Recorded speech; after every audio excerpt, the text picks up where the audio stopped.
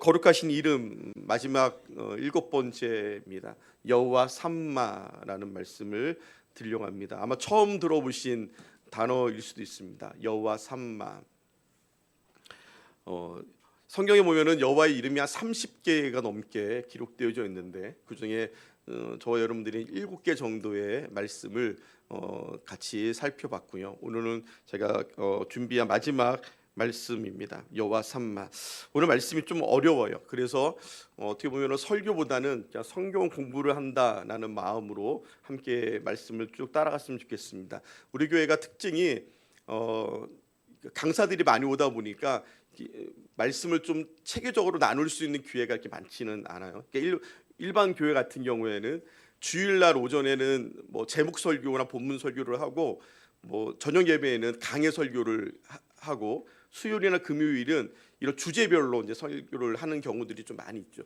그러다 보니까 성경을 쭉 훑어볼 수 있는 기회들이 좀 있긴 한데 우리 교회는 아직까지 그게 안 돼서 제가 좀 고민이 좀 되긴 해요. 그래서 뭐 수요일, 금요일 정도는 우리 교육자들이 쭉 말씀을 쭉 이끌어 가는 것도 나쁘지 않겠다는 생각. 물론 저희가 굉장히 힘들어요. 여러분들 아시다시피 우리 교육자들이 다 쉼터에서 주중에는 일을 하고 또 주일에는 또 이렇게 봉사로 섬기기 때문에 그게 시간이 말씀을 준비하는 시간도 사실 이렇게 많지는 않습니다. 저도 토요일에 나와서 말씀을 준비를 하는데 그렇기 때문에 또 이렇게 하는 게 쉽지가 않지만 그래도 성경을 좀 이렇게 체계적으로 공부해 나가는 것도 필요할 텐데 우리 교회가 그게 좀 부족해서 우리 예전만 해도 그래도 쭉 우리 목사님이 뭐 그 주일날은 구약을 강의하고 또 저녁에는 신약을 강의하고 때로는 뭐 이렇게 쭉 그렇게 해오셨기 때문에 성경을 한번 다 훑어볼 수 있는 기회가 있었거든요. 근데 지금 우리 교회 형편이 그럴 수 있는 형편이 아니어서 좀 안타깝긴 합니다. 그래서 좀 그 고민을 좀 합니다. 여러 가지 성경 공부 반들을 더 많이 좀 활성화를 시켜야 되지 않을까.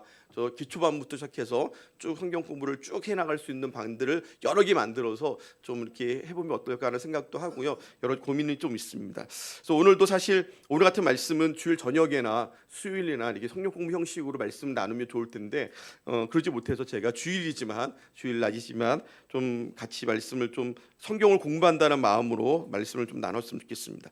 여호와 삼마라는 뜻은 하나님께서 거기 계시다라는 뜻입니다. 한번 같이 따라해 봅시다. 하나님께서 거기 계시다. 어디일까요? 하나님이 계시는 곳이 어딜까요? 오늘 말씀에 보니까 에스겔서를 마지막 이제 쓰면서 에스겔서 마지막 절이거든요. 에스겔 48장 마지막 절에 그 성읍의 이름을 여호와 삼마라 하리라라고 말씀하고 있습니다. 여호와 삼마 하나님을 살펴보기 전에 우리가 먼저 에스겔이 누군가 또 에스겔서는 왜 기록되어져 있는가를 좀 이해해야지 이 말씀을 더 잘 이해할 수 있을 것 같습니다. 에스겔서는 굉장히 어려운 말씀입니다. 어거스틴은 성경에 대해서 이렇게 얘기했어요. 성경에는 어린 양이 건널 수 있는 얕은 곳도 있고 코끼리가 헤엄칠 수 있는 깊은 곳도 있다. 성경은 그렇게 쉽게 이해할 수 있는 것도 있고 아주 어려워서 고민할 수밖에 없는 그런 것도 있다는 것이죠. 에스겔서는 어거스틴의 비유를 본다면 코끼리가 헤엄칠 수 있는 아주 깊은 곳입니다.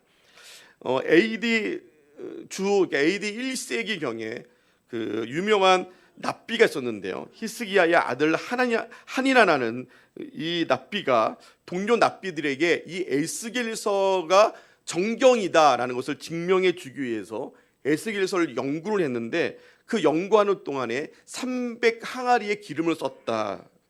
그러니까 300항아리의 기름을 밤에 쓸 정도로 그렇게 등불을 켜서 공부할 정도로 에스겔서는 참 어려운 말씀이다라는 것입니다. 다행히 우리 믿음의 조상들이 잘 연구하여서 우리는 그래도 쉽게 이 에스겔서를 접근할 수 있습니다.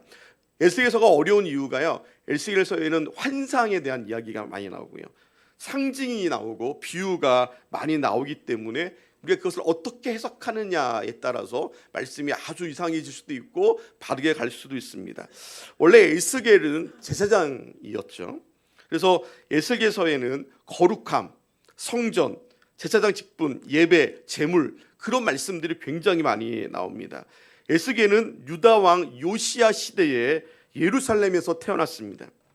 그가 25살 되던 해에 그 해가 BC 597년이었는데 BC 597년에 유다는 바벨론의 두 번째 공격에 의해서 그 당시에 유대 왕이었던 여호와김과 왕족과 귀족들이 바벨론의 포로로 잡혀가는 일이 있었습니다. 이게 두 번째 포로였는데 그때에 이 에스겔도 같이 포로로 잡혀간 것으로 보입니다.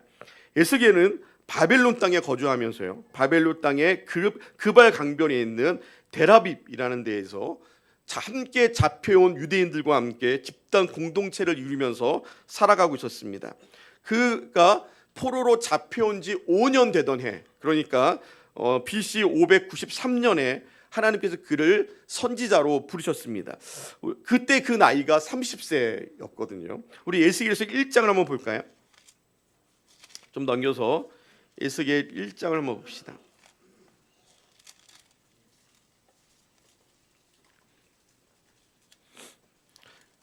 에스겔서 1장 1절과 2절은 그때 그 상황에 대해서 정확하게 기록되어져 있습니다. 에스겔서 1장 1절과 2절 같이 한번 읽어보겠습니다. 30째 해 넷째 달 초닷새에 내가 그발 강가 사로잡힌 자 중에 있을 때에 하늘이 열리며 하나님의 모습이 내게 보이니 여호와긴 왕이 사로잡힌 지 5년 그닷 초닷새라. 그래서 그때가 언제인지에 대해서 정확하게 기록하고 있습니다. 에스겔은 아주 유명한 에레미야 선지자와 또 여러분 잘 아는 다니엘과 동시대 사람입니다. 에레미야는 유대의 남은 자들을 위해서 유대에서 선지자의 활동을 했고요. 다니엘은 잘 알다시피 바벨론에 포로로 잡혀서 바벨론에서 또 그 관직 생활을 했던 그때였습니다. 에스겔은 지금 포로로 잡혀온 자들이 함께 모여 살고 있는 그런 집단에 지금 속해서 살아가고 있었습니다. 유다 민족은요, 총 3번의 포로 시절이 있었습니다. 첫 번째 포로가 주전 605년 전쟁을 하거든요. 그 대전투를 하는데 그때 바벨론이 이겨요. 그러면서 그 옆에 있었던 이 이스라엘, 유대까지도 같이 공격을 해서 유대의 포로들을 잡아옵니다. 그때 우리가 잘 아는 유명한 다니엘과 세 친구도 귀족 중에 하나여서 그들을 포로로 잡아오는 그런 일이 있었습니다. 그때가 첫 번째 포로기입니다. 이때 유대 왕 여호와김이라는 김씨가 아니라 여호와김이에요. 여호와김이 왕이었는데요. 이 여호와김이 에레미야 선지자의 경고를 무시하고 바벨론을 배신을 해요. 그래서 그 바벨론의 반기를 드는 일이 일어납니다. 그러고 나서 그 다음 왕이었던 여호와긴이 그도 역시 바벨론의 반기를 들게 됩니다. 이에 대해서 바벨론이 유다를 다시 침공하여서 유다의 왕족들과 귀족들 1만 명을 잡아가게 됩니다. 그때가 제2차 포로기입니다. 그때가 주전 597년이었는데요. 이때의 제사장 가문의 청년이었던 에스겔도 포로로 잡혀가게 되고요. 유다의 여호와긴 왕도 바벨론에 잡혀가게 됩니다. 근데 그 다음에 이제 왕이 된 사람이 이제 그 바벨론에서 왕을 세우거든요. 그 왕이 요시야의 아들이었던 시드기야라는 왕을 왕으로 세우는데 이 시드기야 왕도요, 한 5년 정도 통치하다가 주변 나라들과 합세해서 바벨론을 대적하게 돼요. 그래서 바벨론을 대적하는 동맹에 가담했다가 다시 바벨론이 유다를 침공해서 마지막 3번째 공격을 하게 됩니다. 그때 유다의 성읍이 무너지고 이 시드기야 왕은 두 눈이 뽑히는 비참함을 당하게 되고요.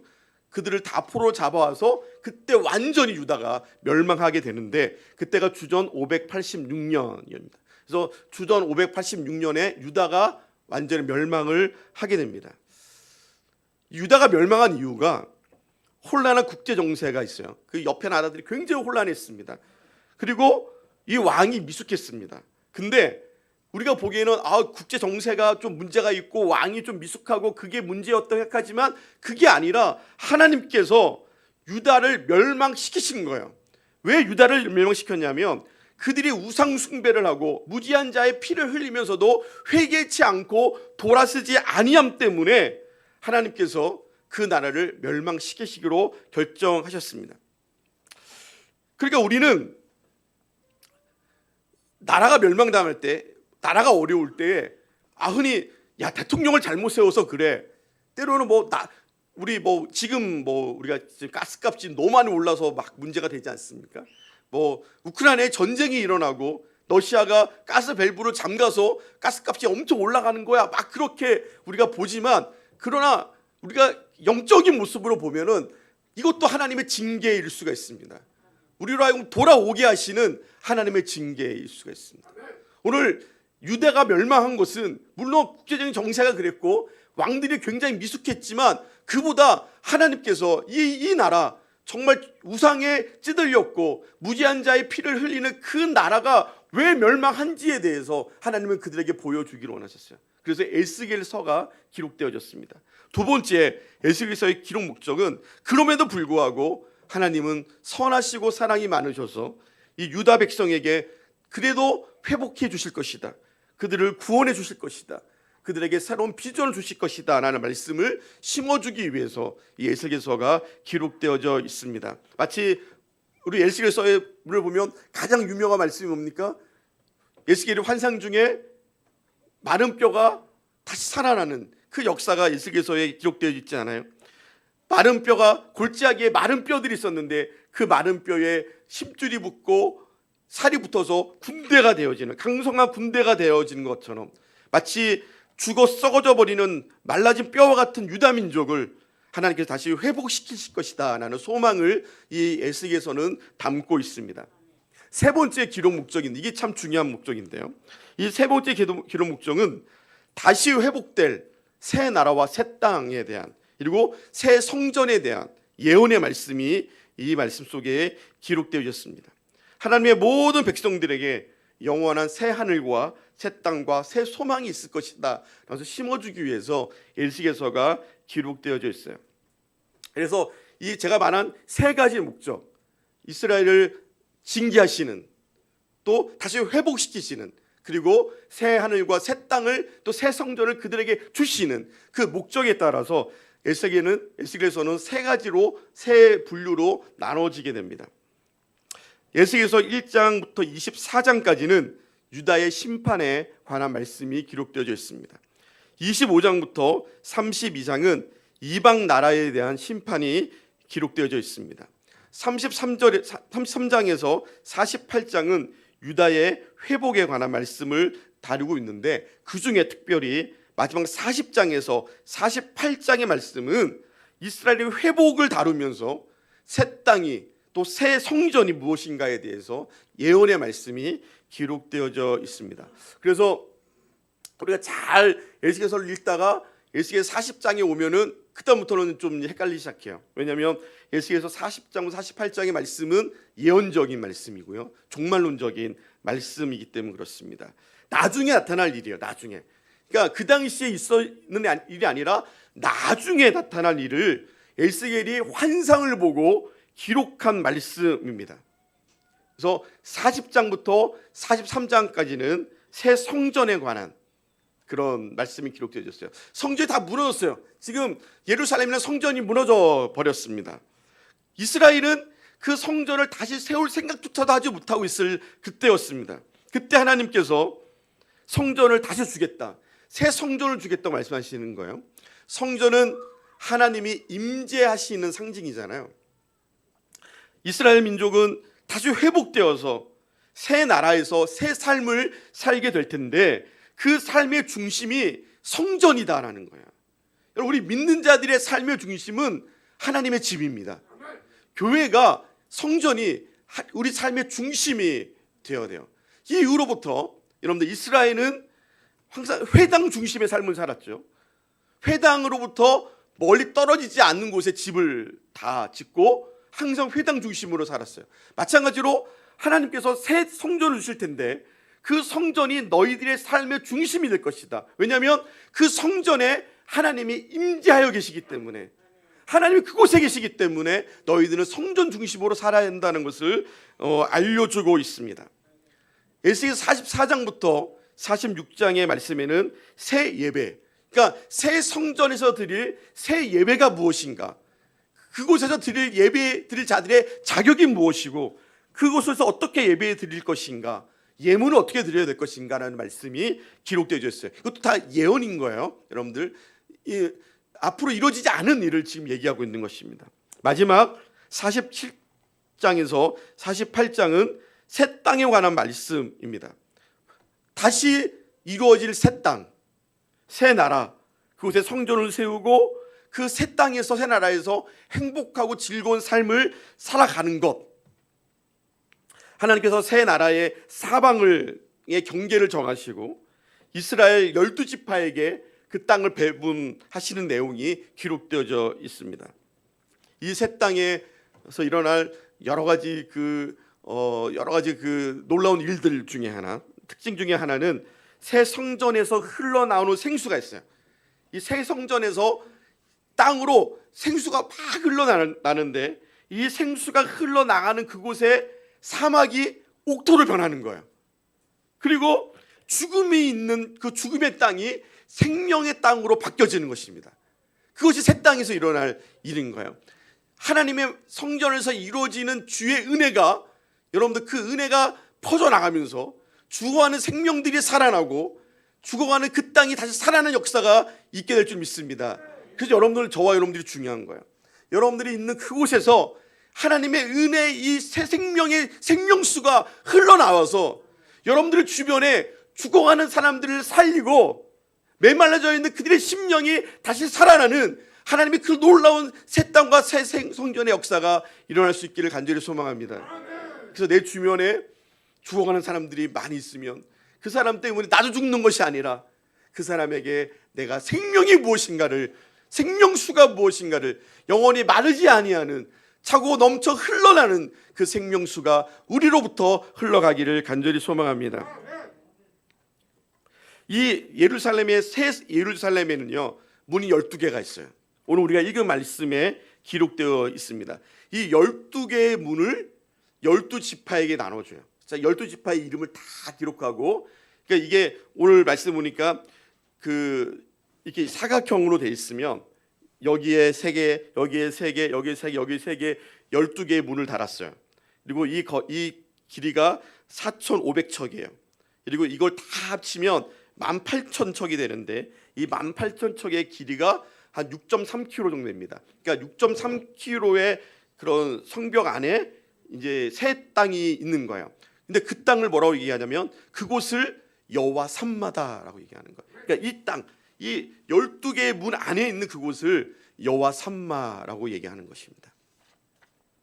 오늘 우리가 나눌 제목이 여호와 산마인데요, 여호와께서 거기 계시다. 거기 계시다. 좀 이상하지 않아요, 여러분들? 여호와는 어디든지 계신다. 그게 더 어울리잖아요. 그죠? 저는 이게 여호와 산마, 이게 틀렸나? 아니, 하나님께서 거기만 계시면 좀 속상한데, 하나님 어디든지 계셔야지 좋으신 하나님 아니신가라는 생각을 했어요. 근데 왜 하필 에스겔은 그 12개의 문 안에 있는 그곳을 여호와 산마, 하나님이 거기에 계시다라고 말씀하셨을까?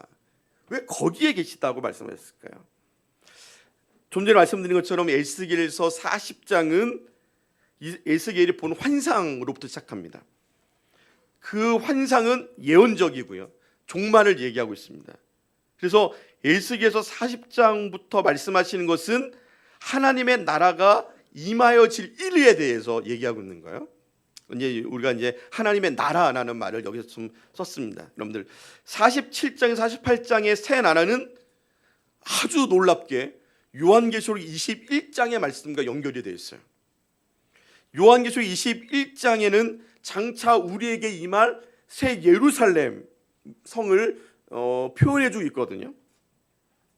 예수계서에서 새 나라의 12지파를 상징하는 12개의 문이 세워진 것 같이 우리 계시록 21장으로 한번 가봅시다.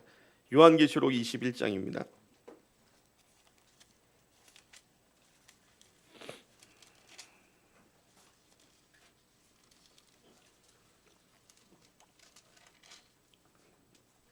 요한계시록 21장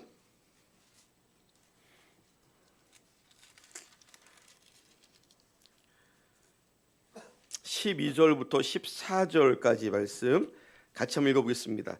크고 높은 성곽이 있고 12문이 있는데 문에 12천사가 있고 그 문을 위해 이름을 썼으니 이스라엘 자손 12지파의 이름들이라. 동쪽에 남쪽에 세 문, 서쪽에 세 문이니 그 성의 성곽에는 12기초석이 있고 12양의 12사도의 12이름이 있더라. 아멘. 아까 지금 우리가 읽은 에스겔서 마지막 절에 있는 말씀과 마지막 우리가 읽은 그 48장 우리에 있는 말씀과 오늘 계시록 21장 12절 14절에 있는 말씀이 같죠. 예. 에스겔서의 시작은 이스라엘 타락이었습니다. 하나님께서 이스라엘을 버리시고 떠나셨다라는 것으로 시작하는데 마지막은 하나님께서 영원히 함께 거하시는 하나님의 나라가 임하여질 것이다 라는 약속으로 맞춰지고 있습니다. 여러분들 이게 우리의 소망인 줄 믿습니다. 자, 우리가 어떻게 보면은 하나님의 은혜로 살지만 우리의 삶을 보면 멸망당할 수밖에 없잖아요. 예? 하나님의 징계받고 정말 멸망당할 수밖에 없는 우리의 인생. 예? 하나님의 죄를 떠나라 말씀하시지만 계속 반복하여 죄를 짓고 있는 우리의 모습을 보면서 우리는 정말 망할 수밖에 없고 우리는 하나님 앞에 저주받고 징계받을 수밖에 없다고 생각하지만 그러나 하나님께서는 그래도 우리를 사랑하여 주셔서 다시 우리를 회복시켜 주시고 다시 하나님의 나라에 우리가 있게 하실 것이다 라고 말씀하고 계시는 거예요. 이게 하나님의 은혜입니다. 하나님 영원히 우리를 버리지 아니하시는 줄 믿습니다.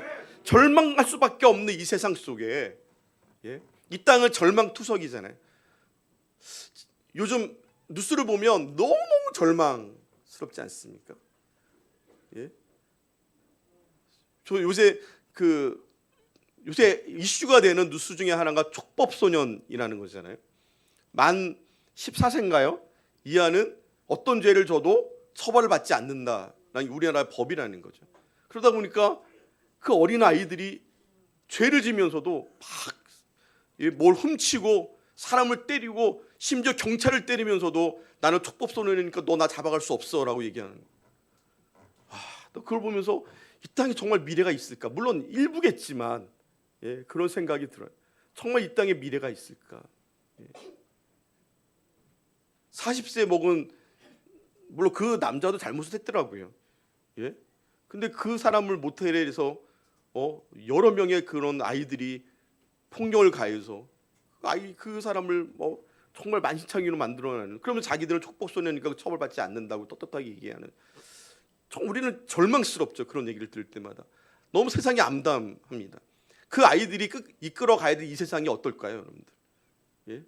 그 아이들이 이끌어 가야 될 이 세상, 앞으로 다음 세대의 미래가 어떨까요? 너무 암담하죠. 나라가 발전하고 더 좋아지고 교육이 더 강화되고 더 많은 학교가 생기고 학원이 생기고 양질의 교육을 받으면서도 왜 점점 세상은 점점 악해져 가고 전부 이렇게 될까? 절망스럽습니다. 그러나 하나님께서는 이 절망스러운 이 나라에 하나님의 나라를 세우실 것입니다. 우리의 기대가 그겁니다. 정말 우리는 절망이라고 얘기하지만 하나님은 끝까지 이 나라를 버리지 아니하시고 이 나라에 다시금 하나님의 나라를 임하게 하실 것입니다. 그게 우리의 소망입니다. 하나님의 나라, 여호와 삼마는 하나님께서 직접 통치하시는 나라를 의미해요. 물론 하나님은 다 통치하시지만 하나님은 하나님의 나라를 만드시고 그 나라를 하나님이 직접 통치하실 것이다. 하나님의 임재가 있는 새로운 나라, 하나님께서 믿는 자들을 직접 통치하시는 그 나라를 의미하고 있습니다. 여호와 삼마는 여호와께서 자신의 백성을 영원히 떠나지 않으시겠다. 여호와께서 영원히 그 나라를 통치하시겠다는 약속이 그곳에 담겨져 있습니다. 우리 계시록 같이 본 김에 우리 계시록 21장 1절과 3절, 1절 3절의 말씀을 같이 읽어보겠습니다. 계시록 21장 1절에서 3절까지 말씀입니다.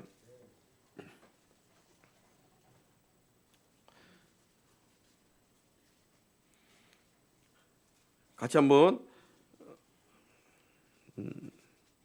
4절까지 같이 한번 읽어보겠습니다. 계시록 21장입니다. 또 내가 새 하늘과 새 땅을 보니 처음 하늘과 처음 땅이 없어졌고 바다도 다시 있지 않더라. 또 내가 보매 거룩한 성 새 예루살렘이 하나님께로부터 하늘에서 내려오니 그 준비한 것이 신부가 남편을 위하여 단장한 것 같더라. 내가 들으니 보좌에서 큰 음성이 나서 이르되 보라, 하나님의 장막이 사람들과 함께 있음에 하나님이 그들과 함께 계시리니 그들은 하나님의 백성이 되고 하나님은 친히 그들과 함께 계셔서 모든 눈물을 그 눈에서 닦아주시니 다시는 사망이 없고 애통하는 것이나 곡하는 것이나 아픈 것이 다시 있지 아니하니니 처음 것들이 다 지나갔음이러라. 아멘. 새 하늘과 새 땅이 올 것이다. 그 새 하늘과 새 땅이 주는 것이 무엇입니까? 하나님이 친히 그들과 함께 계신다. 하나님이 친히 그들과 함께 계셔서 그들의 눈에서 눈물을 닦아주실 것이다. 사망이 없고 애통하는 것이나 곡하는 것이나 아픈 것이 다시 있지 아니할 것이다. 처음 것은 다 지나갔을 것이다.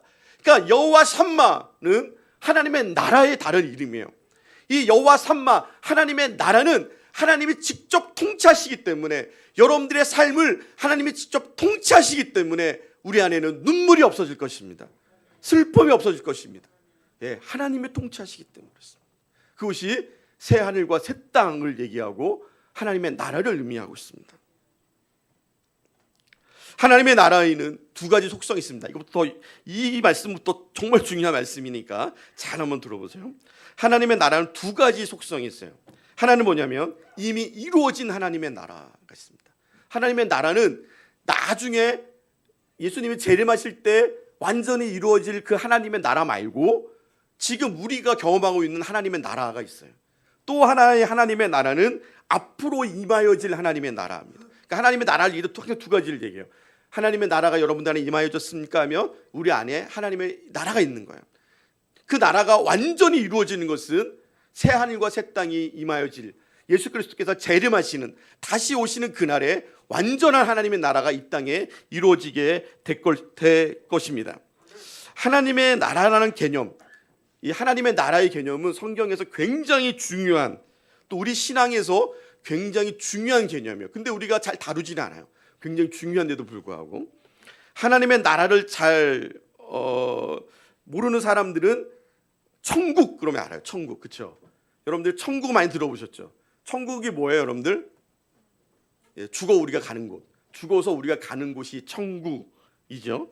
그래서 천국하면 알아요. 천국은 우리가 죽어서 가는 데가 천국이야. 그런데 이 원래는 이 하나님의 나라와 이 천국은 같은 개념이에요. 근데 천국은 우리가 죽어서 가는 곳이 천국인데, 천국이 이미 임하여졌다 그러면 이 땅에 천국이 임하여졌습니다 얘기하면 좀 이상하죠. 여러분들 이단 같아요. 저 이단들이 얘기하는 거 좀 같이 보이기는 해요. 그래서 하나님의 나라와 천국이 잘 연결되지가 않습니다. 왜 그러냐면 사복음서에 마태, 마가, 누가, 요한 사복음서에 하나님의 나라라는 말이 113회가 나옵니다. 그러니까 굉장히 많이 나오는 것이죠. 굉장히 많이 하나님의 나라에 대해서 나와요. 예수님께서 처음 이 땅에 오셔서 그가 공생애를 시작하시면서 처음 외친 내용이 뭐냐면 복음이 하나님의 나라였어요. 누가복음 1장 14절에서 15절 같이 한번 볼까요?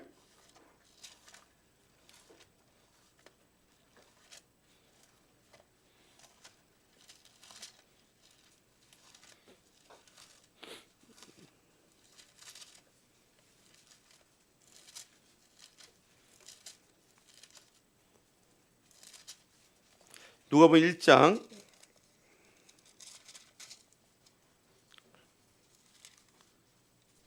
아니요, 누가복음 1장이 아닌데요.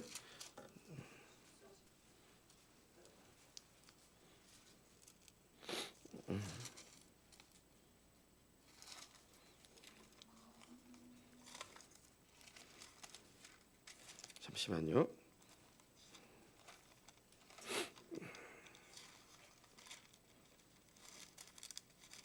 마가복음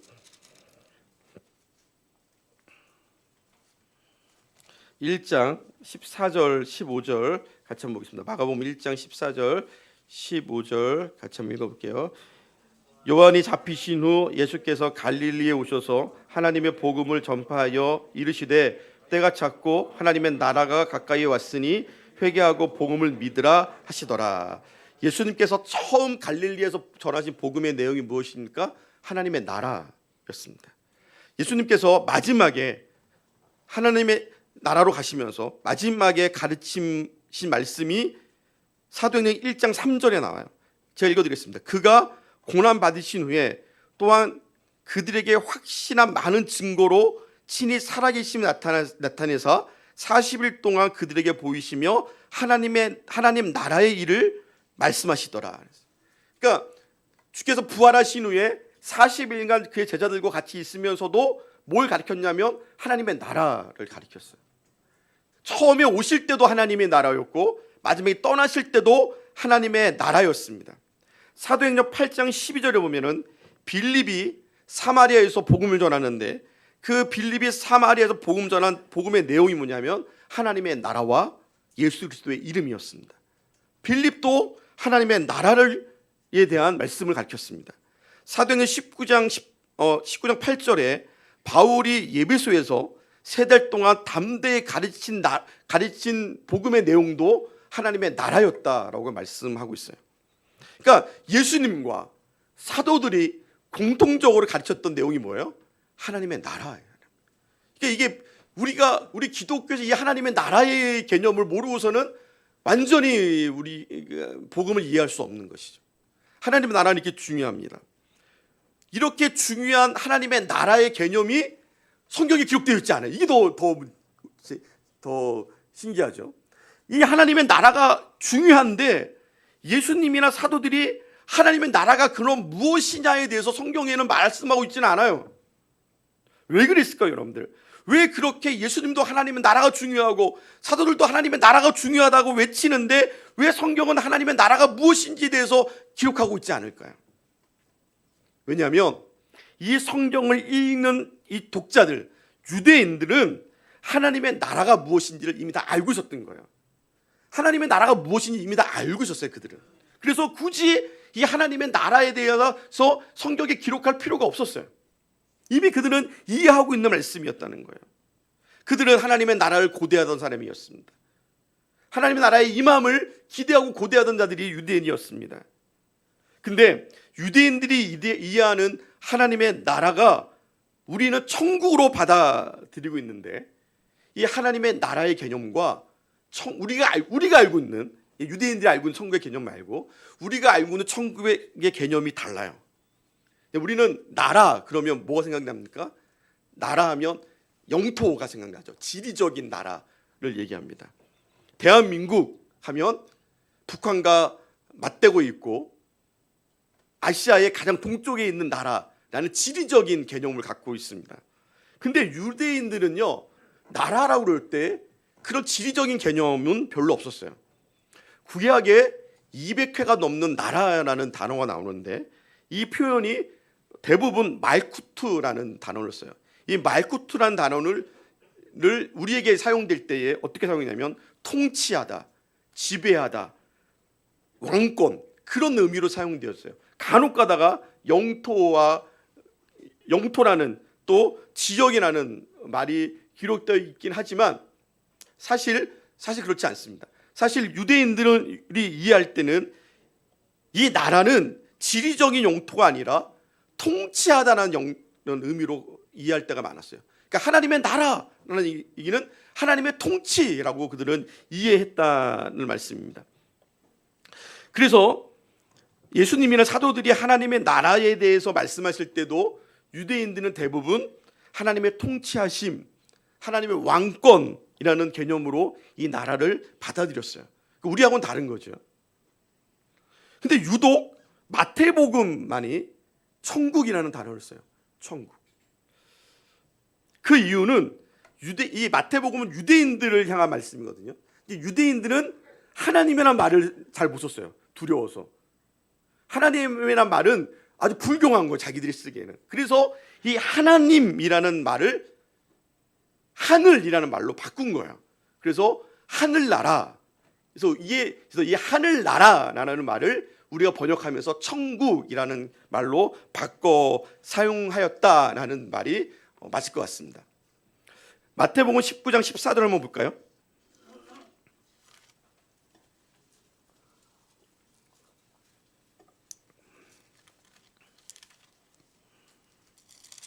마태복음에는 주로 천국이라는 말이 기록되어져 있는데요. 마태복음 19장 14절 말씀 같이 한번 읽어보겠습니다. 예수께서 이르시되 어린 아이를 용납하고 내게 오는 것을 금하지 말라. 천국이 이런 사람의 것이니라. 마태복음에는 이 장면, 그러니까 어린 아이들을 예수님께 데려올 때에 제자들이 꾸짖었어요. 그럴 때 예수님께서 아니다. 어린 아이들을 내게 오는 것을 금하지 말라. 천국이 이런 사람들의 것이다라고 말씀하셨어요. 이 똑같은 장면이 마가복음에 나와요. 마가복음 10장 한번 보겠습니다.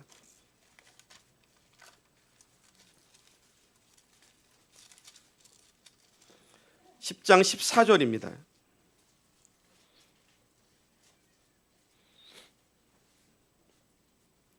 마가복음 10장 14절 같이 한번 읽어볼게요. 예수께서 보시고 노하시어 이르시되 어린 아이들이 내게 오는 것을 용납하고 금하지 말라. 하나님의 나라가 이런 자의 것이니라. 마태복음에는 천국이라고 얘기하는데 마가복음은 하나님의 나라라고 얘기하고 있습니다. 누가복음 18장 16절에도 똑같은 말씀이 있어요.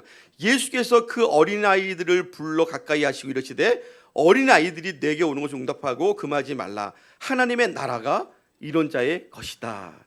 그러니까 우리는 뭘 알 수 있냐면 마태복음의 마태가 의도적으로 하나님의 나라를 천국으로 바꿔서 기록되었다. 천국은 영어로 얘기하면 킹덤 오브 헤븐입니다. 킹덤 오브 헤븐. 하나님의 나라. 근데 천국, 하나님의 나는 킹덤 오브 갓이요. 킹덤 오브 갓. 하나님의 나라. 헬로어도 달라요. 예. 바실레아 톤 우라논이라는 말은 마태복음에 쓴 천국, 나라, 하늘나라. 우라논이 하늘이란 뜻이거든요. 다른 말씀에는 다 하나님의 나라, 바실레아 톤 데우라고 썼어요. 하나님의 나라라고 썼어요. 그러니까 마태가 의도적으로 천국으로 바꿔 쓰면서 이게 우리에게는 큰 문제가 생기기 시작한 거예요. 우리는 천국이 죽어서 가는 곳, 구원받은 성도들이 죽어서 가는 곳이라고 이해했는데 마태는 그렇게 이해한 게 아니에요. 마태가 얘기한 천국은 죽어서 가는 곳이 아니란 말이에요. 그러니까 여러분 우리가 잘 이해하셔야 돼요. 이게 굉장히 중요해요. 그러니까 여러분들 앞으로 난 죽어서 천국 갈 거야 라는 말은 틀린 말이에요. 예. 그러면 우리가 죽어서 어디 갈까요? 성경은 우리가 죽어서 가는 곳을 낙원이라고 얘기하고 있습니다. 낙원. 누가복음 23장 43절에 보니까 예수님께서 한편 강도에 이렇게 얘기해요. 예수께서 이르시되 내가 진실로 너에게 이르노니 오늘 내가 나와 함께 낙원에 있으리라. 낙원에 있으리라. 이 낙원이 우리가 죽어서 가는 곳입니다. 사도 바울도 그가 잠시 셋째 하늘로 이끌려 갔던 이야기를 하면서 이렇게 얘기해요. 그가 낙원으로 이끌려 가서 말로 표현할 수 없는 말을 들었으니 사람이 가히 이르지 못할 말이로다. 그러니까 사도 바울도 죽어서 천국에 간 게 아니라 낙원에 갔습니다. 낙원과 천국은 다른 곳입니다. 낙원은 우리가 죽어서 주님의 다시 오심, 주님의 오실 날을 기다리는, 그러니까 새 하늘과 새 땅이 이루어지기까지 우리의 영혼이 머무는 곳이 낙원이에요. 천국은 하나님의 나라, 하나님이 통치하시는 곳을 천국이라고 얘기합니다. 이건 좀 어려우시죠? 왜냐하면 우리가 너무 이 천국에 대한 개념이 확고하게 자리 잡혀서 그래요. 하나님의 나라는 이미 우리 안에 있습니다. 그리고 앞으로 이루어질 것입니다. 요한계시록 21장의 말씀처럼 새 하늘과 새 땅이 다시 오는 그곳을 하나님의 나라라고 얘기합니다. 그러니까 주님이 다시 오시잖아요. 그러니까 여러분 제가 그 개념을 설명해 드릴게요. 우리가 죽으면 우리의 영혼은 낙원에 갑니다. 그 낙원에 언제까지 있냐면 예수님이 재림하실 때까지 거하게 될 거예요. 예수님이 재림하시는 날 이 땅에 새 하늘과 새 땅이 이루어질 것입니다. 그때에 우리는 부활하여서 새 몸을 입고 이 땅의 새 하늘과 새 땅의 새 의를 살면서 영원히 살게 될 것입니다. 그게 개념, 그게 올바른 개념이에요. 근데 우리가 천국이라는 것을 자꾸만 우리가 영원히 사는 하나님의 나라로 생각하기 때문에 약간 문제가 생기기 시작했지만 유대인들은 그렇게 이해하지 않았어요. 하나님의 나라는 이미 우리 가운데 있고 그 나라는 하나님의 통치하심을 의미하고 있습니다. 그래서 우리가 이제부터 여러분들 보십시오. 우리가 기도할 때 그래요. 하나님, 우리로 하여금 하나님의 나라가 확장되게 하여 주시옵소서라고 기도합니다. 그게 무슨 말일까요? 이 하나님 나라가 천국이라면 그 우리 때문에 천국이 더 넓어져요? 우리가 죽어서 가는 그 땅이 넓어져요? 그러지 않잖아요. 물론 하나님의 나라도 우리 때문에 이루어지는 게, 그러니까 우리를 통해서 넓어지는 거 아니에요. 하나님은 나라는 하나님이 하시는 거예요. 하나님 우리를 사용하시는 거지 내가 열심히 해서 하나님 나라가 이루어지지는 않습니다. 이건 하나님의 영역이기 때문에 그렇습니다. 근데 우리가 열심히 복음을 전하면 마귀가 지배하고 있는 이 땅에 우리가 복음이 들어가는 순간에 그 복음으로 인하여 하나님 나라가 넓혀지는 거예요. 그걸 우리가 하나님의 나라가 넓혀진다 얘기합니다. 여러분들의 가정에 아무도 안 믿어요, 예수님을. 여러분도 혼자 예수님을 믿는단 말이에요. 여러분들이 가서 그 가정에서 열심히 기도하고 전도했더니 여러분들의 가정에 복음이 들어가기 시작했어요. 그걸 우리가 하나님 나라가 확장됐다라고 얘기하는 거예요. 여러분들 직장에 아무도 예수님을 안 믿어요. 여러분도 혼자 예수님을 믿어요. 나 오늘 열심히 예수님 믿었는데, 예? 그 땅은 마귀의 땅이란 말이에요. 열심히 예수님 믿고 이제 한 사람 두 사람 전도하기 시작했어요. 말씀을 가르치기 시작했어요. 그때 그 사람들이 예수님을 믿게 돼요. 그러면 여러분들 통하여 하나님께서는 하나님 나라를 넓혀가고 계시는 거예요. 예. 그게 하나님의 나라, 하나님의 통치하는 영역이 넓혀진다는 거예요. 하나님의 통치가 넓혀진다. 그게 하나님의 나라의 개념입니다. 하나님께서 거기 계시다. 오늘 주제는 여호와 삼마입니다. 하나님께서 거기 계시다. 그곳은 하나님이 통치하시는 곳을 얘기합니다. 하나님은 안 계신 곳이 없어요. 하나님은 어디든 계십니다. 그런데 특별히 에스겔은 한 지역을 묘사하면서 하나님이 거기 계시다라고 얘기하고 있는 거예요. 여호와 삼마, 이 이름을 여호와 삼마라고 지었습니다. 하나님의 나라라고 지은 거예요. 하나님께서 계시는 곳이 어디입니까? 하나님이 통치하시는, 하나님께서 왕이 되시는 곳입니다. 여러분들의 삶의 주인이 누구십니까? 여러분들의 가정의 주인이 누구십니까? 여러분들의 사업의 주인이 누구십니까? 여러분이십니까? 아닙니다. 하나님이 주인이시고 하나님이 왕이시라면 여러분들이 거하고 있는 그곳이 하나님의 나라 여호와 삼마인 줄 믿습니다. 여러분들의 삶이 지금 내 마음대로 살았어요. 내 고집대로 살아요. 내 마음대로 내가 하고 싶은 대로 살았단 말이에요. 내 마음에 내 삶의 주인이 나였습니다. 그게 패역한 자들 아닙니까? 예? 내 마음대로 내 뜻대로 하나님 없이 살아갔던 우리의 삶 속에 하나님을 믿는다고 얘기하지만 진정으로 주인이 아니신 그곳에 여러분들이 하나님을 다 믿잖아요. 근데 정말 하나님이 저와 여러분들 주인이십니까? 하나님의 뜻대로 살아가십니까? 하나님의 통치를 받으며 살아가십니까? 하나님이 필요 없는 삶 아니에요, 여러분들? 하나님 없이도 너무너무 잘 살고 편하게 살고 있지 않습니까? 하나님은 그들을 징계하시는 거예요. 내가 없으면 안 된다는 것을 알게 하신 거예요. 그러고 그들이 돌아오기 원하셨고 그 나라 돌아온 그들의 그 심령 가운데 하나님의 여호와 삼마, 하나님의 통치하심, 하나님의 통치하는 나라를 이루시기를 원하시는 것입니다. 그 나라는 이미 우리에게 와 있습니다. 예수님께서는 그 나라를 이 땅에 선포하셨습니다. 그래서 지금 우리는 하나님의 나라에 살고 있어요. 진정 우리의 삶이 하나님의 나라에 속해져 있기를 원한다면 저와 여러분들의 삶의 통치자는 하나님이셔야 됩니다. 저와 여러분의 삶의 통치자는 하나님이셔야 돼요. 하나님은 우리의 삶을 이끌어 가셔야 됩니다. 우리는 그 삶에 그 하나님의 말씀에 순종하고 그 명령에 순복하는 자들이 되어야 되는 것입니다. 진정 우리의 삶이 하나님 나라에 속해지기 원했다면 하나님을 받아들이십시오. 하나님이 내 삶을 통치할 수 있도록 그분에게 내 삶을 내어드리십시오. 하나님의 완전한 통치가 이루어지는, 완전한 다스림이 이루어지는 그 나라 여호와 삼마, 그 나라입니다. 누가복음 17장 20절 21절에 보니까 바리새인이 예수님께 물어봐요. 하나님의 나라가 언제 임하여집니까? 그 하나님의 나라, 그들이 기대하는 하나님의 나라는 뭐예요? 하나님이 완전히 통치하시는 새 하늘과 새 땅을 얘기하는 거예요. 그 나라가 언제 임하여집니까? 하고 물었더니 예수님이 이렇게 말씀하세요. 하나님의 나라는 볼 수 있게 임하는 것이 아니요 또 여기 있다 저기 있다도 못하리니 하나님의 나라는 어디 있습니까? 너희 안에 있느니라. 여러분들의 안에 하나님을 통치하시면 그것이 하나님의 나라인 것입니다. 그래서 그 나라는 이미 여러분들 안에 임하여져 있습니다. 어떤 사람은 하나님의 통치가 아주 미미할 수 있어요. 그러나 성령이 임하여진 자는 이미 하나님의 통치를 받고 있습니다. 근데 어떤 사람은 하나님이 완전히 통치하는 사람이 있어요. 자기 뜻이 아니라 하나님의 뜻을 구하고 하나님의 뜻대로만 살아가는 사람이 있습니다. 하나님의 나라는 하나님의 통치와 다스림을 인정하고 하나님의 말씀에 순종하며 살아가고 있는 이 땅의 그리스도인들이 이미 누리고 있는 하나님의 나라입니다.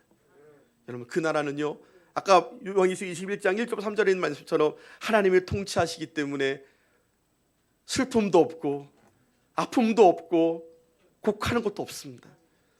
늘 내 안에 평강이 있습니다. 왜요? 하나님의 나라가 있기 때문에. 하나님의 나라가. 어려운 일을 당해도 하나님의 나라가 있기 때문에 평안한 거예요. 여호와께서는 그가 사랑하는 자에게 뭘 주세요? 잠을 주세요. 여기 잠을 주시는 분들이 많은데, 그 의미가 뭡니까? 대적이 나를 치러 올지라도, 내게 환난이 있을지라도 내가 아무 개의치 않는 거예요. 왜? 내 안에 하나님의 나라가 있기 때문에 쿨쿨 잠을 자는 거예요. 저는 늘 우리 아버님을 생각할 때마다 그래요. 정말 저 양반이 저렇게 잠이 많을까? 정말 어려운 일이 막 닥치고 있는데도 포기에만 머리만 대면 잠을 자. 그걸 보면서 늘 생각한 게, 야, 우리 아버지는 하나님의 나라가 임하여질 뿐이다. 그 걱정과 괴로움을 다 하나님께 맡기고 쿨쿨 잠을 자는 거예요. 예? 하나님의 나라가 임하기 때문에, 하나님이 통치하실 거기 때문에 여러분들의 가정을 하나님의 통치하시기를 소망합니다. 여러분들의 자신을 하나님의 통치하시기를 소망합니다. 여러분들의 걱정과 근심 모든 것을 하나님의 통치하시는 그 영역 아래 두기를 간절히 소망합니다. 그 나라는 앞으로도 임하여질 것입니다. 예수님께서 재림하실 때에 완전히 우리는 영원한 하나님의 나라에 거하게 되는 새 하늘과 새 땅, 새 예루살렘에서 영원히 거하는 완전한 하나님의 통치가 임하여지는 하나님의 나라를 우리가 경험하게 될 것입니다. 낙원에서 있던 우리 모든 자들이 육신을 입고 부활하여 그 나라에서 영원한 삶을 살게 될 그 나라가 우리가 소망하는 하나님의 나라 여호와 삼마입니다. 앞으로 이루어질 하나님의 나라의 소망뿐만 아니라 지금 현재를 살아가고 있는 저와 여러분들의 삶이 하나님의 나라에 속해져 있기를 간절히 축복합니다. 하나님이 거기 계셔서 우리를 통치하시고 다스리시고 인도하여 주실 것입니다. 기도하겠습니다.